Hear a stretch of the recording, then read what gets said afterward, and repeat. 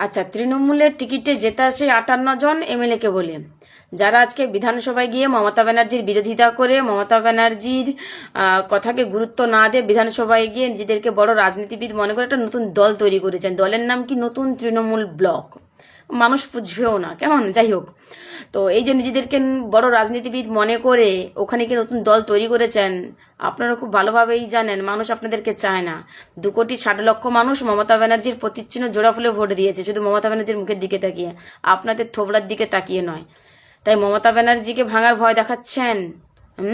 যে মমতা ব্যানার্জি ভারতবর্ষের বুকে একটা রাজনৈতিক দল নিজে গড়ে, অন্য দল থেকে বেরিয়েছে, নিজে গড়ে বাংলায় 15 বছর ক্ষমতায় তিনি শাসন করেছেন, হ্যাঁ, তাকে ভয় দেখাচ্ছেন। আরে পাখি কখনো ডাল ভেঙে যাওয়ার ভয় পায় না, কারণ পাখি জানে যে তার দুটো ডানা রয়েছে। তাই মমতা ব্যানার্জিকে রাজনীতি তৃণমূল ভেঙে দেওয়ার গল্প শোনাবেন না, মমতা ব্যানার্জি গড়েছে।